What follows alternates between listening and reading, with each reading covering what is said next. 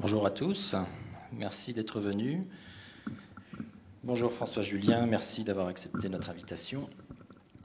Vous connaissez sans doute François Julien, si ce n'est pas le cas, je vous le présente rapidement.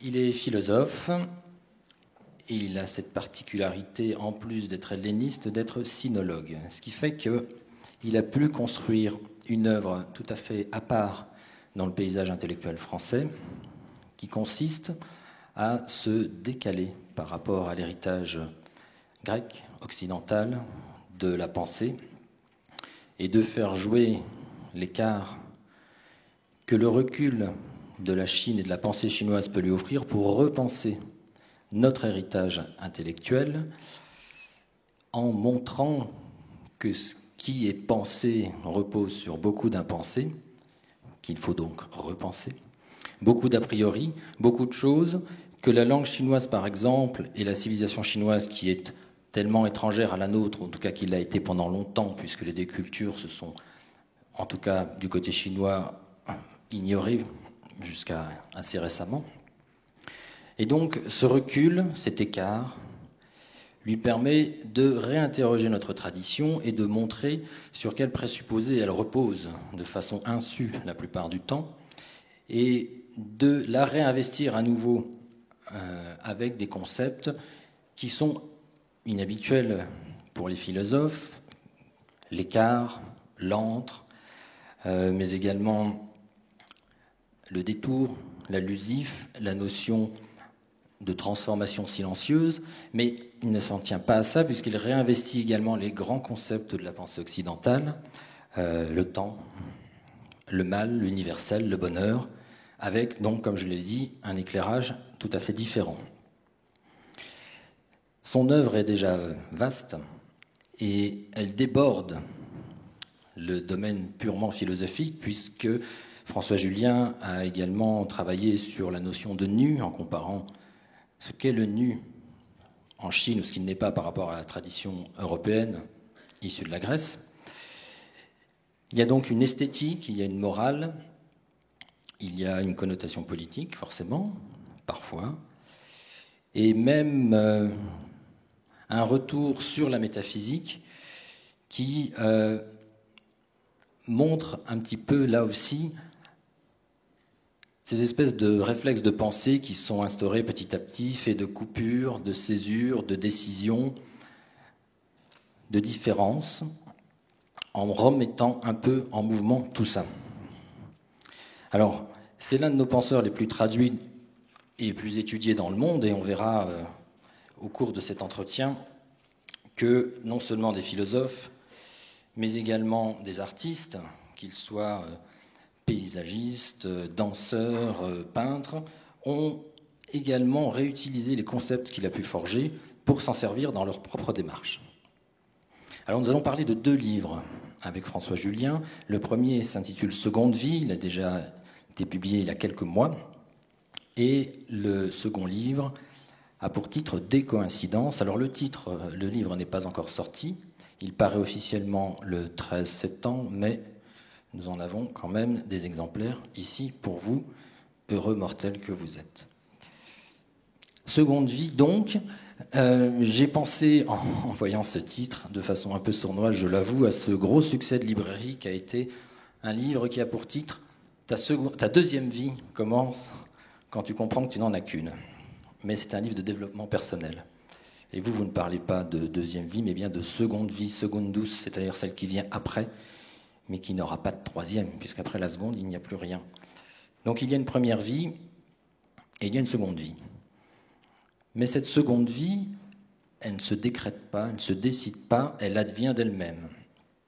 Elle apparaît en filigrane petit à petit. Vous décrivez ça dans votre livre, ce sont des expériences qui, petit à petit, s'amoncellent et font qu'à un moment, on peut passer à ce que vous appelez une seconde vie. Donc il ne s'agit pas d'un choix, c'est un changement et une transformation silencieuse, comme s'intitule un de vos livres. Et cette seconde vie, elle est faite non pas d'une illumination, là encore une fois, propre à la tradition occidentale, une illumination vis-à-vis de la vérité avec un V majuscule qui arrive, mais par un amoncellement subreptice de vérité au pluriel.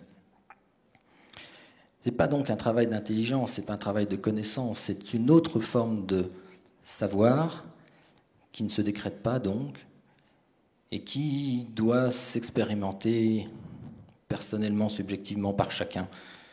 Un père peut donner des conseils à son fils, peut lui parler de son expérience en voulant lui éviter de reproduire les mêmes erreurs, mais tant qu'on ne vit pas soi-même ces choses-là, on peut les concevoir, mais on ne les comprend pas. Cette seconde vie qui arrive, ou qui n'arrive pas d'ailleurs, il n'y a aucune nécessité, elle se distingue justement de cette première vie qui, elle, obéit au règne de la nécessité. On naît à tel endroit, à telle époque, dans telle famille, dans tel milieu, on subit telle ou telle éducation. Finalement, les choix qu'on fait pendant une bonne période de sa vie, parfois toute sa vie, on ne les fait pas vraiment. Cette seconde vie, elle peut déboucher sur non plus la nécessité, mais la liberté, celle de vivre vraiment. Et quand on parle de vivre, c'est un thème important dans votre œuvre, il ne s'agit pas tout à fait de vivre, mais d'exister. Exister, étymologiquement, c'est existere, c'est-à-dire se tenir hors d'eux, hors de tout cet héritage, hors de toutes ces déterminations. Et c'est donc l'objet de ce livre, Seconde vie. Alors on pourrait penser, mais vous allez me corriger, que finalement, c'est une espèce de crise du milieu de la vie. On se rend compte un jour, petit à petit, qu'on court moins vite, on s'essouffle plus rapidement, et que c'est finalement, petit à petit, le vieillissement et le retrait vital qui jouent, la biologie, mais en fait, pas du tout. Finalement, je vais prendre le micro.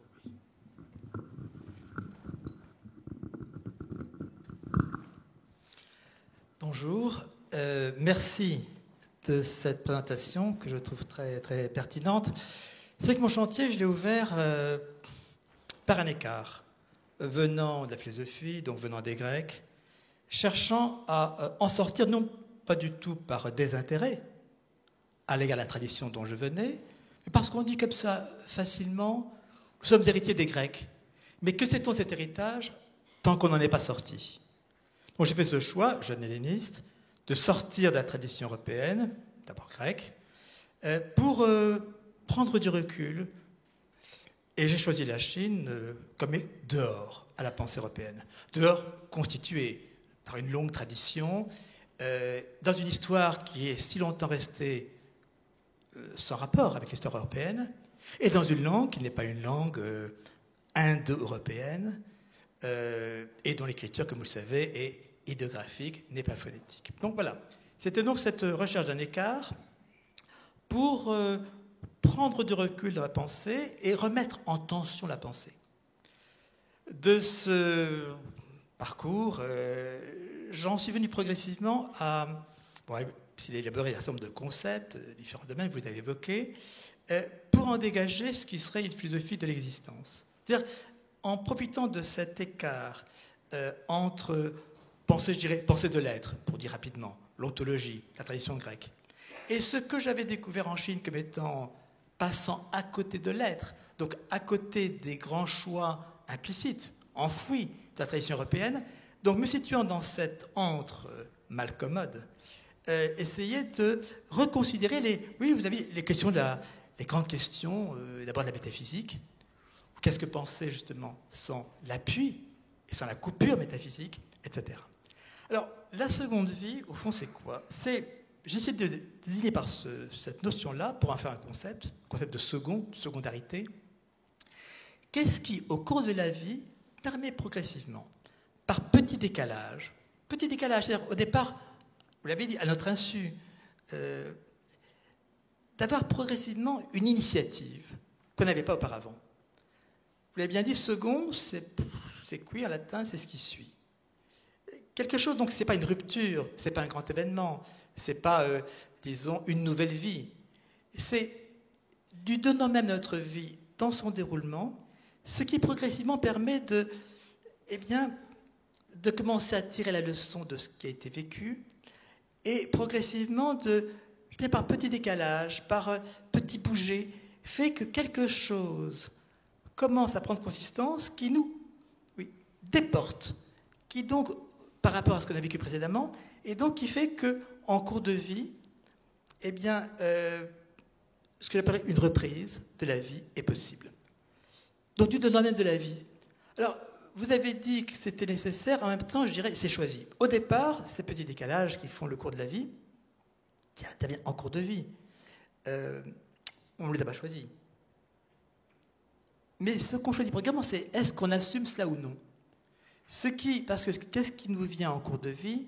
C'est ce que j'essaie de penser, j'essaie de faire un concept, c'est la lucidité. Peut-être qu'on revient sur cette notion.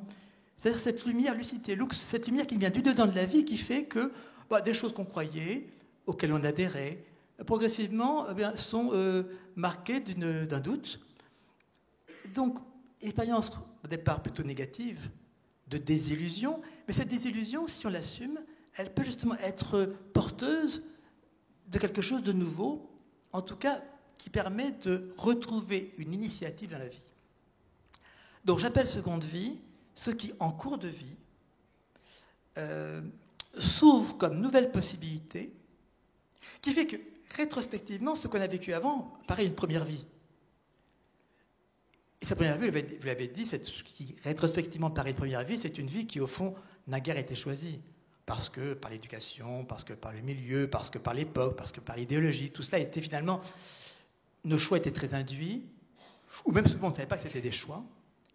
Alors que progressivement, quelle est cette marge de liberté, d'initiative qui s'ouvre progressivement, sans crier gare, sans grands effets de rupture ou d'événements, mais qui permet de promouvoir de la liberté concrète, par le fait que quelque chose de l'ordre de l'initiative, du choix, commence à se dessiner. Non, pas de deuxième vie, mais une seconde vie. Pas de décision, mais une émergence progressive. Et puis, comme je le disais tout à l'heure, vous créez des concepts nouveaux, mais vous réinvestissez également les concepts plus traditionnels de l'histoire de la philosophie, notamment celui d'expérience. Parce que ce qui se dégage petit à petit et qui peut amener à une seconde vie, c'est aussi le résultat de tout un tas d'expériences dont on a tiré, ou pas, ou parfois sans le savoir, les leçons. Et on peut penser, parce que ça fait partie des écueils entre lesquels vous naviguez, qu'on arrive à ce qu'on appelle une forme de sagesse. Alors c'est un mot qui fait vendre en librairie, je vous assure. La sagesse, les leçons de sagesse, comme si on pouvait retourner au temps des Grecs pour vivre comme Socrate. Et là, c'est pas tout à fait ça. Et l'expérience, comme vous le montrez bien, elle a toujours deux sens. Et deux sens qui peuvent paraître antagonistes. L'expérience, ça va être l'expérience de laboratoire, l'expérience physico-mathématique, c'est-à-dire qu'on cherche quelque chose, que la connaissance vise un résultat qu'elle peut expérimenter, et puis l'expérience de la vie, notre expérience à nous de tous les jours, qui elle au contraire n'est pas déterminée, n'est pas l'objet de procédures, mais qui apporte petit à petit sa vérité. Ces deux sens s'opposent, mais dans une seconde vie, vous arrivez à les réconcilier. Oui, au sein de cette réflexion sur la seconde vie, il y a cette notion d'expérience qui n'est pas vraiment un concept, qui est une notion en fait assez floue, en même temps qu'indispensable. Et je crois qu'on peut, à partir d'un sémantisme du mot même, n'est-ce pas, expérience perd, en européen, c'est ce qui se traverse.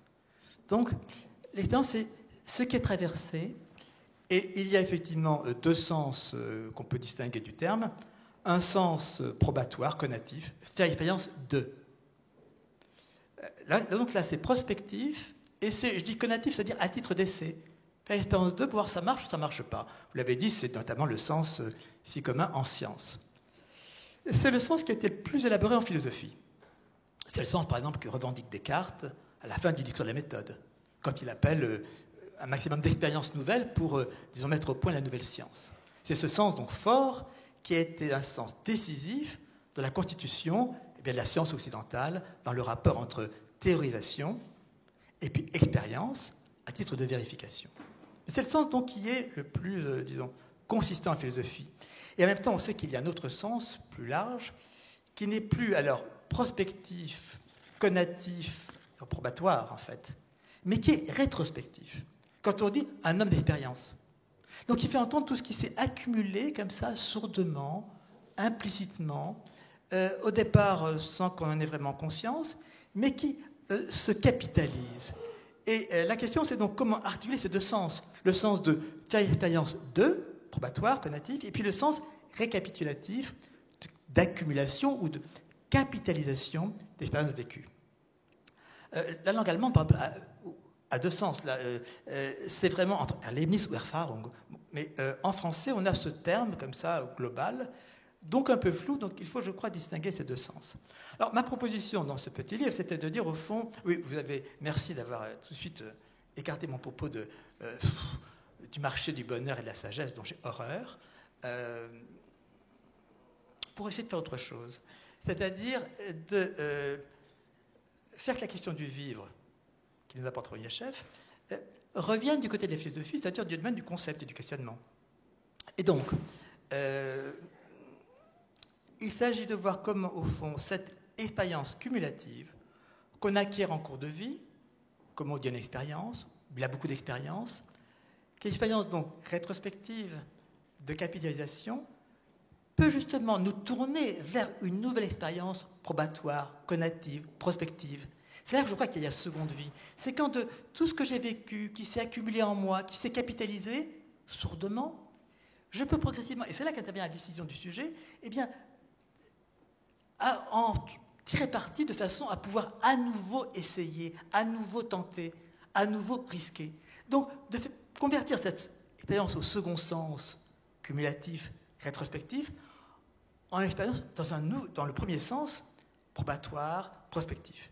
Et là, je crois que c'est ça qui me décale du discours de la sagesse. Si je prends Montaigne, par exemple, chez Montaigne, où cette notion d'expérience et d'essai est si importante, Montaigne n'a pas distingué ces deux sens. Et me semble-t-il, c'est ce qu'il faudrait peut-être faire si on veut se démarquer du discours de sagesse, qui est une sorte de discours souvent mou, flou, enfin bon, en tout cas sans rigueur conceptuelle et sans questionnement, ou dont le questionnement est très amorti ou arrondi. Donc ce que je repousse, c'est cette notion de sagesse comme étant d'aplatissement, comme étant une sorte d'acceptation, pas forcément résignation jusqu'à ce point-là, mais disons une sorte de tassement de la vie. C'est contre quoi j'ai voulu écrire ce petit livre Seconde Vie, pour montrer ce qu'il y a, au contraire, d'initiatives qui se dégagent en cours de vie, à partir de l'expérience accumulée, sans grand événement qui viendrait faire rupture, mais qui fait que, progressivement, on peut décider d'assumer ce qui s'est modifié dans sa vie. C'est ce que j'appelle lucidité, justement. Ce savoir qui vient du dedans même de la vie, qui n'est pas une affaire d'intelligence, ni une affaire proprement de connaissance, même pas de perspicacité, mais qui vient de cette capacité à assumer ce qui, au départ, s'est accumulé d'expériences négatives ou de désillusions, mais qui permet justement d'avoir une nouvelle prise. Et donc de pouvoir progressivement, je reprends ce beau mot à la pensée classique, réformer sa vie. C'est réformer sa vie, c'est-à-dire au fond, eh bien, en cours de vie, faire le bilan de ce qui a été vécu pour pouvoir justement mieux choisir, à meilleur escient, j'aime bien l'expression, à meilleur escient, c'est-à-dire désinvestir là où nos investissements étaient finalement stériles, et réinvestir à meilleur escient, plus justement, dans le temps qu'il reste à vivre. Parce que maintenant, quand je parle de seconde vie, qu'est-ce qui serait le moment du passage? Qu'est-ce qui fait qu'on peut passer d'une première à une seconde vie? Je crois qu'il y a quelque chose de décisif. C'est quand la pensée de la mort n'est plus cette pensée vague, comme dit Spinoza, vaga, n'est-ce pas? Mais quand on commence à faire apparaître sa mort, ma mort, comme étant mon futur. Donc là, il y a quelque chose qui, je crois, vient. Alors, ce n'est pas une question d'âge. C'est une question du fait qu'au départ, la mort, c'est quoi? C'est quelque chose, non seulement quand on dit ça arrive aux autres, mais qui reste une idée, quelque chose qu'on sait, mais qu'on ne réalise pas. On le sait, mais on ne le réalise pas. Parce que notre logique de vital ne nous part pas à penser la mort.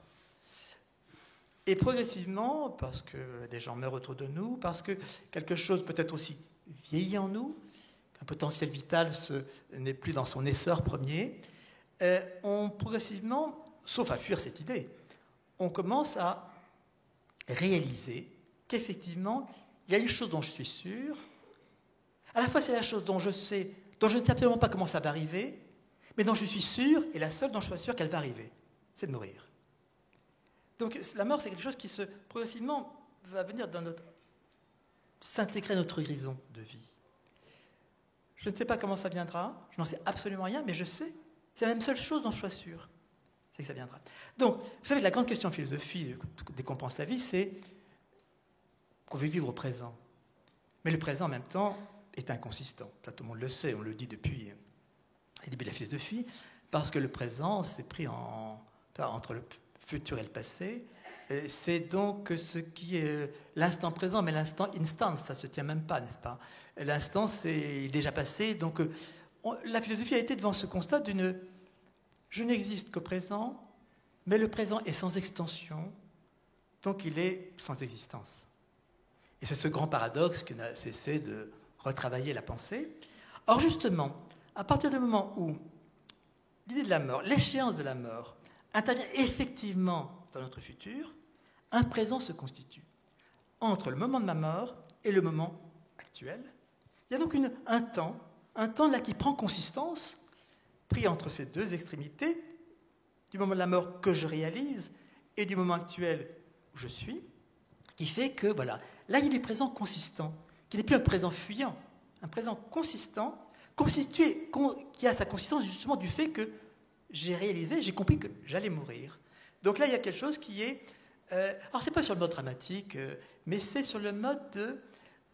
voilà, au fond, ma mort me sert à donner consistance à ce présent. Et je crois que c'est ça qui est un des moments de passage à la seconde vie, c'est quand, justement, ce temps présent prend consistance et que donc, ce qu'on a vécu précédemment, capitalisé comme ça au fil des jours et d'abord de façon très, vous l'avez dit, à notre insu. Donc, progressivement, on en fait une décision.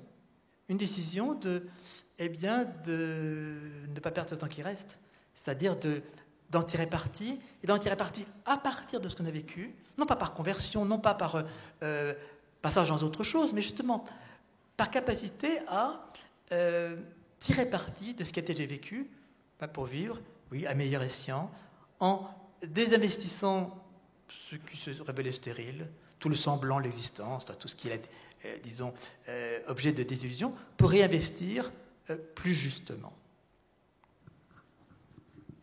Alors, cette seconde vie, c'est également une exigence. On connaît la phrase de René Char, la lucidité est la blessure la plus rapprochée du soleil. Mais on peut ne pas vouloir être lucide, on peut vouloir rester dans une forme d'habitude, dans un confort établi. Et qu'est-ce qui fait qu'on peut ou pas ne pas, il ne s'agit pas de prendre une décision, mais franchir un cap? Et est-ce qu'on n'est pas passé finalement en allant vers cette seconde vie, d'un premier règne de la nécessité, la première vie, qu'on n'a pas choisie, à un second règne de la nécessité qui est le temps passe? Je pense que ça peut aboutir progressivement à une décision. Au départ, ça ne l'est pas. Quelque chose qui se capitalise dans toute vie comme expérience. Mais cette expérience accumulée, rétrospective, peut, je dis bien peu, parce que c'est là qu'intervient le choix. C'est là qu'il y a une dimension éthique. On peut rester toujours dans une vie qui est une première vie parce qu'elle n'a pas l'idée d'une seconde vie. Et puis on peut, au contraire, à partir de ce qui s'est déjà accumulé d'expérience, progressivement décider, redécider sa vie en quelque sorte. Encore une fois, sans qu'il y ait besoin d'éléments extérieurs. Du dedans même de la vie. Donc, c'est de la logique même d'immanence de la vie que quelque chose peut intervenir. Ça me paraît précieux. Pourquoi? Parce que ça me paraît l'expression même de notre liberté. Si on ne porte pas une liberté comme étant une liberté octroyée, ou alors une liberté postulée, le mode kantien. La liberté, vous savez, c'est la grande question de la métaphysique, parce que ça implique qu'il y ait deux régimes ou deux niveaux d'être, un de nécessité causale dans le monde, et puis quelque chose qui serait hors le monde, hors cette nécessité. Bref, c'est ce qui a été pensé de façon classique comme étant la grande coupure de la métaphysique entre deux mondes. Le monde, disons, de l'expérience, justement, et puis un autre monde à statut métaphysique, d'idées, d'idéalité, bref, les deux coupés l'un de l'autre. Si on ne croit plus à ça, si on ne veut plus faire cette coupure métaphysique entre deux mondes, le monde et puis son au-delà en tout cas, comment penser notre liberté? Je proposerais de penser à la liberté justement comme cette marge de manœuvre, d'initiative qui se dégage progressivement en cours de vie. Ce mot dégagement, j'y tiens parce que, voilà, quand on dit un paysage se dégage, dégagement signifie qu'un horizon plus large apparaît, sans rupture, mais qui permet que quelque chose se voit qui ne se voyait pas auparavant. Donc c'est pour ça que ce terme d'expérience, je crois qu'il faut le concevoir de façon précise, rigoureuse, dans ces deux modalités d'expérience probatoire et récapitulative, homme d'expérience, pour voir comment de l'un on passe à l'autre, et comment de l'expérience accumulée on peut de nouveau tenter, de nouveau essayer, au sens de Montaigne, essayer. Et je crois que ce qui s'acquiert ainsi, c'est ce que j'appelle lucidité, qui n'est pas un terme de la philosophie. La philosophie est une philosophie, en tout cas dans le grand choix européen, de la connaissance. Mais la lucidité, ce n'est pas la connaissance. Ce n'est pas une connaissance objective. C'est quelque chose qui nous vient comme lumière, en cours de vie, par expérience, par déroulement. Ça ne se décide pas. On ne veut pas devenir lucide. On le devient. On le devient d'abord malgré soi.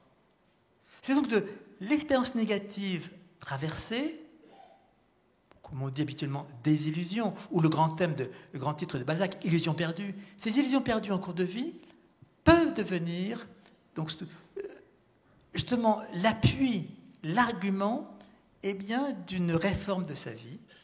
Donc, trouver une vocation positive et faire émerger, donc, cette liberté possible, qui n'est pas donc une liberté décrétée, qui n'est pas une liberté à statut métaphysique, qui est une liberté qui, du dedans même de la vie, se dégage comme le fait qu'on peut commencer à choisir.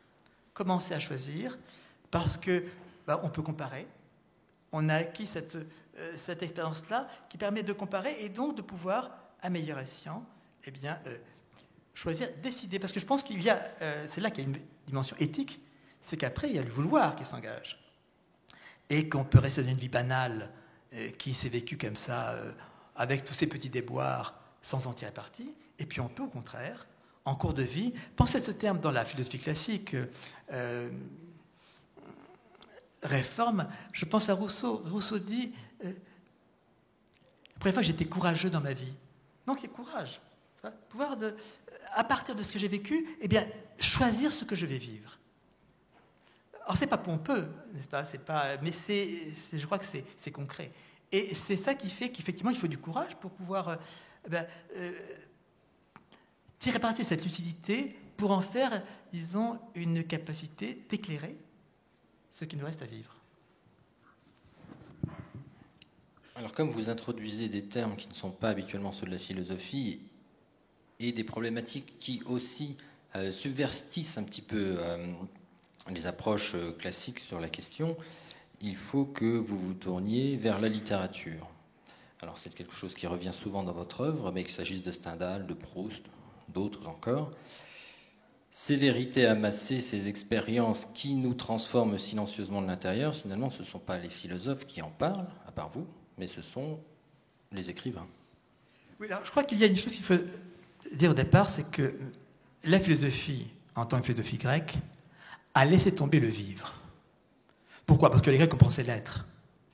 Et pensant l'être, le plus petit de tous les mots, comme dit Heidegger, mais le mot le plus central de notre langue, être, ne pas être, je le tiens d'autant plus que je me suis intéressé au chinois et j'ai appris la langue chinoise pour une raison de fond, qui est que la langue chinoise n'a pas le verbe être. Elle peut dire prédication, je suis ici à Strasbourg, mais elle ne peut pas dire je suis. Je suis ou je ne suis pas. Les Grecs ont donc pensé l'être, et ils ont fait deux choses. pour penser l'être, ils ont abstrait. Et ils ont abstrait, donc passé de l'expérience diverse à ce qui est l'unité de l'idée, l'abstraction, le concept, on dira plus tard. Et de ce fait-là, ils ont évacué le singulier, parce que la généralité du concept s'oppose au singulier de l'expérience. D'autre part, ils ont pensé l'être sur le mode de l'absolu.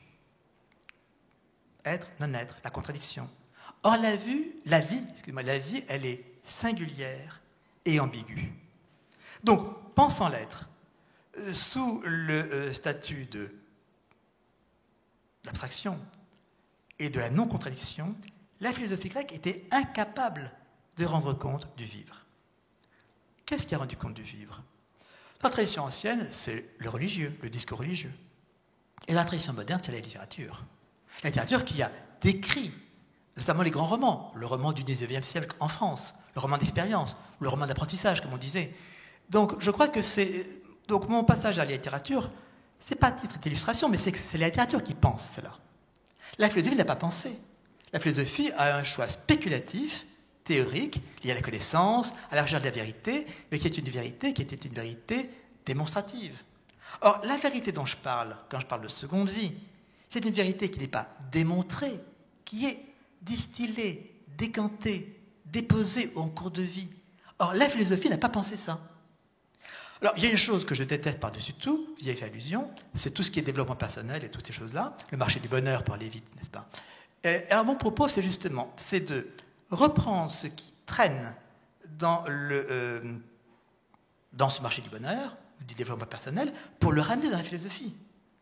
C'est-à-dire pour le ramener dans l'ordre de la réflexion théorique, conceptuelle, pour en faire une pensée rigoureuse, enfin tenter de le faire. Non pas une pseudo-pensée de consolation, mais en substitution par rapport à l'ordre de la raison, mais au contraire, élaborer des concepts de ce qui est l'expérience même de vivre, comme lucidité, comme expérience, comme dégagement, dont j'ai fait des concepts et des chapitres de ce livre. Et donc là, évidemment, la littérature, elle est un appui. Ce n'est pas un titre d'illustration, c'est parce que on a compris enfin en philosophie, c'est que il y a d'autres discours de pensée que le discours philosophique. Prenez le 19e siècle en France, qui pense? Ce n'est pas les philosophes. Ce n'est pas Victor Cousin. C'est Stendhal, c'est Baudelaire, donc des poètes, des romanciers, c'est eux qui pensent.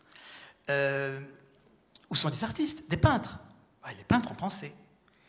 Souvent, la philosophie vient dire après.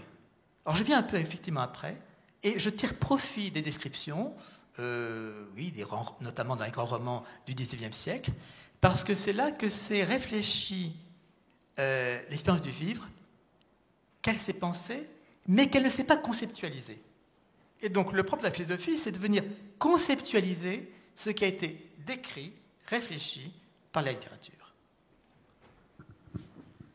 Donc, décalage, dégagement et décoïncidence, le titre de votre nouveau livre, Dé-coïncidence, qui est un texte assez court, mais c'est là le tour de force, partir de ce terme qui n'appartient pas à la philosophie, mais qui peut susciter une interrogation au premier abord, mais de ce terme, avec ce terme, dont vous faites un concept, vous passez en revue les grandes, pas toutes, mais enfin les plus grosses problématiques de la philosophie, de la métaphysique européenne. Alors on l'a dit, les grands choix métaphysiques, ce sera l'être ou le néant. Le devenir, ça viendra après. Mais c'est toujours difficile à penser le devenir. Et il y a l'événement, il y a la causalité, il y a la coupure, il y a la décision.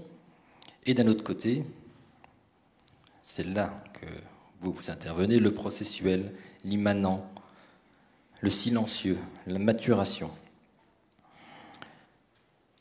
Et cette décoïncidence, elle vous permet d'aborder le grand thème philosophique qui est celui de la vérité. La conception traditionnelle de la vérité en Europe, c'est adequatio rei et intellectus, l'adéquation de la chose et de la pensée, de l'être et de la pensée. Il faut que l'une rejoigne l'autre, il faut qu'ils soient bord à bord. Et la vérité, ça va être ça, l'exactitude, qui fait que le réel sera pris, begreifen, le concept begriff, sera pris dans la pensée. Or vous nous expliquez que cette conception n'est pas viable, parce que cette coïncidence n'est pas viable, n'est pas vivable, parce qu'elle est mortelle, parce qu'elle est stérile, et que, comme vous l'écrivez, seule la décoïncidence est créatrice. Et du coup, c'est une autre conception de la vérité. Oui, merci de le dire aussi bien. Je crois que, au fond, il y a une expérience toute simple d'abord. On pense que quand les choses coïncident, ça marche, n'est-ce pas? Donc la coïncidence, le fait qu'il y ait adéquation, est quelque chose d'éminemment positif, plutôt l'expression même de ce qui est positif. Or, je crois que quand les choses coïncident, qu'elles s'emboîtent bien, c'est fini. Que ce positif est devenu positivité, donc est déjà stérile. Donc, que la coïncidence, l'adéquation, enlise ou stérilise, sont mortelles en fait. Je vais prendre quelques exemples pour essayer de rendre la chose sensible. D'abord, grand thème religieux s'il en est, la pensée chrétienne. Au fond, quand on prologue de Jean, je crois que la religion chrétienne est une religion étrange à cet égard qui ne cesse de dire cela, pour ça d'ailleurs que l'expression « je suis la vie ». Au fond, Dieu décoïncide dans son Fils pour s'activer en Dieu. Au fond, la grande idée chrétienne, c'est que Dieu, coïncidant avec Dieu, Dieu en adéquation avec Dieu, est mort.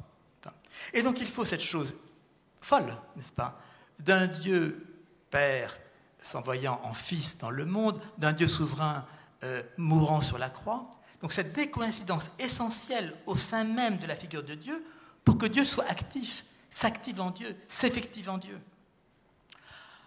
Je pourrais prendre de la même façon l'épisode qui a été si problématique aux yeux de la philosophie dans Lucrèce, du clinamen. Le clinamen, c'est cette petite déviation qui fait qu'on pourrait voir que les atomes, tels que les décrit Lucrèce, tombent en chute verticale, adéquate. Mais si les atomes tombent en façon verticale, adéquate, ils ne se rencontrent jamais. Rien n'arrive. Donc il faut qu'il y ait une petite modification, déviation, clinamen, dit Lucrèce, qui fait que les atomes puissent se rencontrer, et se rencontrant, puissent créer des mondes, que quelque chose puisse exister. Donc, ce que je veux interroger là, c'est quoi? C'est alors, ce concept de décoïncidence prend la suite du concept que j'ai essayé d'élaborer dans la réflexion précédente autour de l'écart. Mais pour rendre compte de l'écart de façon processuelle, c'est au fond par déviation, par écart que les choses au fond adviennent. C'est par écart que se rouvre un avenir. Prenez la vie des artistes. L'art, au fond, ne se renouvelle qu'en décoïncidant. Parce que l'art, qu'est-ce qu'il fait? Il trouve son adéquation, il s'académise, il devient l'art, reconnu comme tel, des grandes expositions du XIXe siècle. Bon. Et puis, c'est par... Donc, l'art ne cesse de... Dans son déploiement, cherche une adéquation. Et en même temps, il ne se renouvelle qu'en défaisant cette adéquation, en décoïncidant de ce qu'il a déjà, disons, promu comme adapté, pour se rouvrir un avenir. Donc je dirais que c'est par décoïncidence que se rouvre de l'avenir, que se rouvre du processus, donc que se réinvente l'art, la pensée, et d'abord la vie. Je dirais qu'au fond, nous, des hommes, comme on dit aujourd'hui, hommes, n'est-ce pas, c'est par décoïncidence que nous sommes devenus hommes. Nous étions d'abord tout autre chose, et nous avons cessé, c'est ce qui nous a fait, nous, dans notre destin d'homme, nous n'avons cessé de décoïncider et de notre milieu, et de ce que nous étions précédemment, avec tout ce que l'histoire de l'évolution nous rapporte, de l'homme avant l'homme, n'est-ce pas, l'hominoïde, l'hominidé, enfin tous ces stades antérieurs, et on pourrait remonter, bien sûr, avant encore, mais au fond, c'est par des coïncidences successives que l'homme s'est ouvert un destin, des coïncidences par rapport au milieu, des coïncidences par rapport à soi-même. Donc, ce qui paraît négatif et qui, en fait, est l'ouverture d'un nouvel avenir. Donc, tout mon petit livre, au fond, porte cette question, mais c'est une question que je ne cesse de suivre, qui est comment le positif, en fait, sombre dans la positivité et se perd, et comment le négatif, à travers même la blessure du négatif, ce qui en paraît, disons, ce qui peut en paraître la souffrance, le négatif bien, ouvre un nouveau possible. Donc, voilà, rouvre l'avenir. Donc, décoïncidence, c'est sortir de la coïncidence, de l'adéquation, adaptation, qui en fait était déjà, par le fait même d'adéquation, devenue stérile. Et donc, rouvrir une possibilité par écart, par dissidence, qui permettent un nouveau développement. Alors, ce concept vous permet effectivement de revitaliser certains concepts classiques de la philosophie, mais également beaucoup plus loin. Bon, vous en avez parlé dans le domaine artistique, mais au niveau même biologique, au niveau de l'évolution de l'homme, effectivement, qui va décoïncider petit à petit, ce qui fait que, en fait, vous dégagez 3 règnes différents. Il va y avoir la pensée de l'être, la pensée grecque, la pensée de l'essence, de l'identique, mais de l'immobile, le moteur immobile d'Aristote. Il va y avoir la pensée de la nature, où là on est dans la coïncidence, parce qu'il faut coïncider avec son milieu, l'animal coïncide avec son milieu, c'est comme ça parce qu'il y est adapté, oui, mais qu'il y vit. En même temps, ce que je trouve important, c'est qu'à la fois nous nous adaptons, mais je tiens à cette notion, nous nous ex-aptons. Adaptation, ex-aptation. En fait, les deux jouent, n'est-ce pas? Et je crois que si je veux rendre ce thème, plutôt ce concept qui paraît être comme ça abstrait, comme il est plus sensible, je dirais, prenez la vie d'un couple, n'est-ce pas? Le mariage, c'est une coïncidence, c'est une adéquation. Mais disons aussi bien que l'adéquation d'un couple, elle-même déjà stérilise. Stérilise, c'est-à-dire immobilise, c'est-à-dire fige.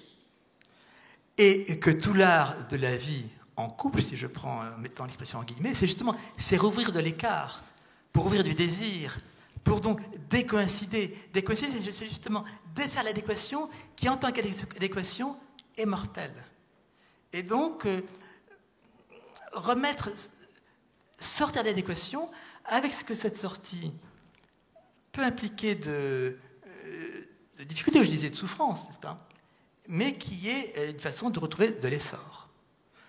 Pour dire autrement, et un peu dans mes concepts, l'adéquation, c'est de l'étal. J'appelle étal ce qui est étal, comme un bateau qui est étal, n'est-ce pas? Ça n'avance plus. Ou la mer étale. Et la décoïncidence remet de l'essor. Étal, essor, c'est un peu dans ces concepts-là que je vois, si vous voulez, un choix d'existence. L'étal, l'étalement, tout est à plat, l'adéquation est là, ça ne bouge plus. L'essor, c'est justement ce qui défait cet étal pour remettre cette initiative, Donc, la question, au fond, c'est quoi? C'est comment, disons, penser le négatif de façon non seulement effective, mais féconde. Ce que j'appelais lucidité précédemment, décoïncidence, je le dis autrement. C'est-à-dire dénoncer... Alors, vous dites par rapport à la vérité, oui, parce que la conscience classique de la vérité, c'est l'adéquation de la chose et de l'esprit. Or, je pense que cette pensée de la vérité, elle est périmée. C'est-à-dire, Hegel est encore resté dans cette pensée-là de la vérité. Donc, la vérité, c'est sortir de l'inadéquation pour atteindre l'adéquation. Il me semble qu'il y a l'adéquation elle-même, dans ce qu'elle installe de positivité, devient négative. Et donc, que la sortie de l'adéquation, elle, est inventive. Alors là, on tombe sur une problématique aussi, qui est celle de traiter dans Seconde Vie, une problématique plus subjective ou plus éthique, puisqu'il s'agit aussi de décoïncider d'avec soi-même. Ça va jusque-là. C'est-à-dire que, comme vous le dites, le soi qui coïncide trop avec lui-même n'est plus capable d'aucune saillie. Je crois que, si vous voulez, il y a une éthique, ce que je propose dans mon livre, c'est une éthique de la décoïncidence. Je l'ai dit pour le rapport au sein d'un couple, n'est-ce pas? Si le couple... C'est la différence entre rencontre et relation. La rencontre est dans l'essor. Quand la rencontre s'installe en relation, se met dans s'installe en relation, l'adéquation, ça marche, voilà, couple. C'est fait, c'est fermé. L'adéquation est là, et en fait, ça stérilise, ça enlise. Un terme dont je fais un concept, c'est enlisement. L'adéquation enlise, la coïncidence enlise. Donc comment sortir de l'enlisement, comment désenliser, d'abord désenliser l'existence. Alors vous l'avez bien dit, existere, c'est justement ça. Existere, si je prends le mot en latin, se tenir hors. C'est justement se tenir hors de la coïncidence, se tenir hors de l'adéquation qui enlise. Donc exister, c'est justement émerger, bien sûr d'essor, émerger de la coïncidence qui enlise pour retrouver de l'essor. Alors c'est vrai par rapport à soi-même, c'est vrai par rapport à l'autre. Il faut décoïncider de l'autre pour, disons, continuer de le rencontrer, et décoïncider de soi pour ne pas s'enliser. S'enliser dans sa vie. Alors on dit beaucoup, c'est l'habitude, comme dit Proust, n'est-ce pas? Mais je crois que c'est au fond ce qu'il faut dénoncer, c'est cette coïncidence de soi avec soi qui enlise le soi, et qui fait que être sujet existant, c'est justement émerger de la coïncidence avec son monde comme avec soi-même pour, disons, se hisser à cet essor qui rouvre un avenir. Alors la revue Art Press, revue prestigieuse s'il en est, vous a consacré un numéro spécial au mois d'août. C'est assez rare pour un philosophe. Donc, je le disais, des paysagistes témoignent, des danseurs, des metteurs en scène, des peintres. Et donc, il réemploie ces outils que vous avez forgés, ces concepts. Comment vous voyez ces choses-là? Comment vous voyez cet essor, cette matière étrangère qui nourrit la philosophie maintenant et qui fait retour maintenant? Oui, alors, en fait, allusion à ce numéro d'Art Press sorti en août, septembre, octobre, donc qui est le numéro actuel d'Art Press, Art Press 2, qui me paraît intéressant parce que ce n'est pas un numéro de critique artistique, mais qui est l'expression d'artistes ayant utilisé des concepts de mon chantier. Donc au fond, le rapport, c'est entre un chantier philosophique et des ateliers d'artistes. Artistes, vous l'avez dit, très divers, danseurs, paysagistes, dessinateurs, metteurs en scène, etc. Ce qui me paraît, disons, ce qui m'a intéressé, c'est qu'au fond, bon, dire que l'art est en crise, c'est une banalité, je passe, mais c'est vrai qu'il y a une interrogation. Il y a des époques où l'art s'interroge peu sur lui-même, parce qu'il sait ce qu'il doit faire.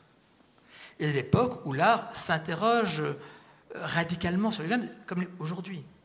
D'abord, qu'est-ce que l'art? Quelles sont ses frontières? Quelles sont ses... Bon, tout ça étant...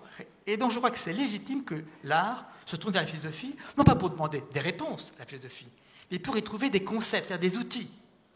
Des outils pour se penser.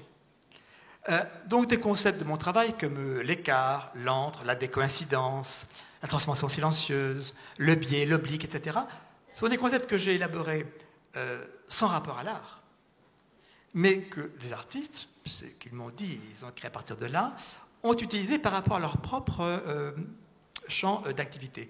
Par exemple, la danse, à partir du concept de transformation silencieuse. Au théâtre, l'oblique par rapport au frontal. Tout ce qui se met en scène obliquement, donc engageant des processus dans leur déroulement, et non pas frontalement, comme, disons, la scène habituellement y conduit. Dans l'art du paysage, toute cette façon justement de la transformation silencieuse, écart et antre. Pour moi, le concept d'antre est essentiel parce que l'écart ouvre de l'antre, et l'antre est opératoire. L'antre, la métaphysique n'a pas pensé l'antre, les Grecs n'ont pas pensé l'antre. Pourquoi? Parce que l'antre, il est ni l'un ni l'autre, donc il n'a rien en propre, donc il n'a pas de propriété, donc il n'a pas d'en soi, donc il n'a pas d'essence. L'antre n'est pas de l'être. L'antre n'est pas de l'être. Or, comme on a pensé l'être, on n'a pas pensé l'antre. Les Grecs ont pensé non pas l'antre, mais non pas métaxu, mais méta, le méta de la métaphysique, l'au-delà. Ils n'ont pas pensé l'antre.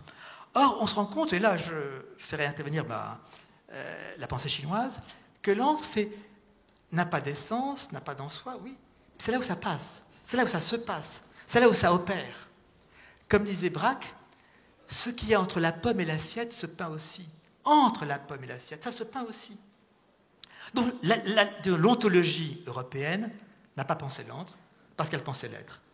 Et il se trouve que, justement, faire apparaître que l'antre, comme ce n'est pas de l'être, c'est là où ça se passe, c'est là où c'est opératoire. Si je prends une relation de deux personnes, l'antre, il y a de l'antre entre nous.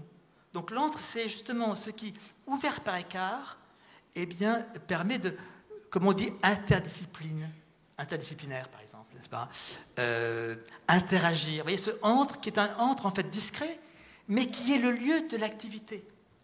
Donc voilà, le concept d'antre, que j'essaie d'aborder dans mon travail, qui n'est pas un concept de la philosophie, pour la bonne raison que la philosophie européenne est de l'être, eh bien, se trouve avoir un avenir que je ne soupçonnais pas dans le domaine de l'art, et d'art très divers, du cinéma, du jardin, enfin bon, à différents égards. Donc je crois que voilà, c'est ça qui me paraît, pour m'être essentiel, et que je reprends sous le concept de ressources. Moi, en tant que philosophe, qu'est-ce que je suis? J'essaie d'être un sourcier.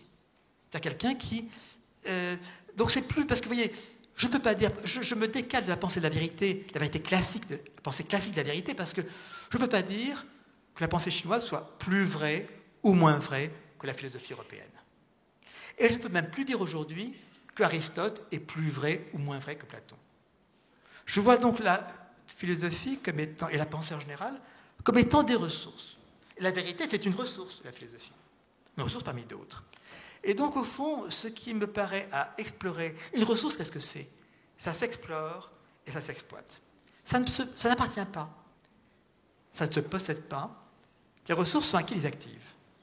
Et je dirais qu'au fond, vous voyez, moi j'ai passé ma vie entre pensée européenne et grecque, allemande, pensée chinoise, comme autant de ressources. Vous voyez, je citais tout à l'heure Jean et l'Évangile. Pour moi, c'est une ressource. Pas une question de foi, de croyance, c'est une ressource de pensée, parmi d'autres, comme les autres.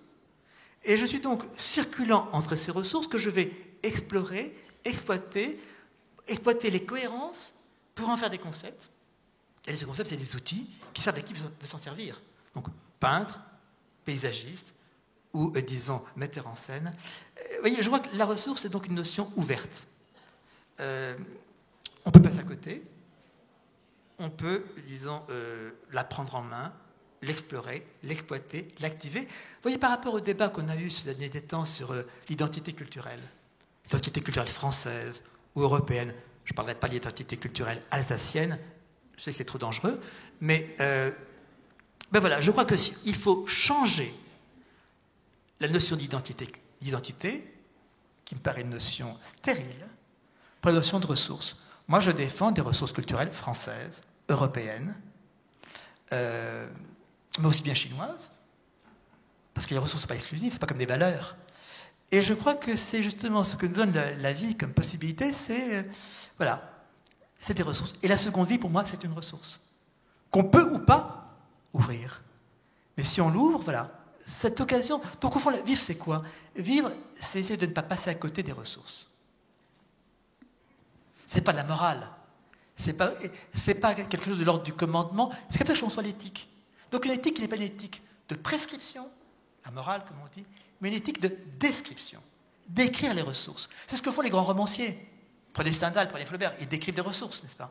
Et je crois qu'au fond, il est temps de passer d'une morale de la prescription, du commandement, il en va de même de la vérité, n'est-ce pas? Vérité par adéquation, à quelque chose qui est de l'ordre... C'est là que la littérature est importante, parce que c'est la littérature qui sait décrire. À, disons, une exploration des ressources, et c'est ce que je fais, moi, dans mon travail entre pensée chinoise et pensée européenne, c'est qu'il y a des ressources culturelles, celles de l'Europe, il y en a d'autres, et au fond... plus on travaille de ressources, plus on les explore, les exploite, bien plus on a cette possibilité d'exister. Eh bien, multiplions les ressources. Merci beaucoup, François Julien.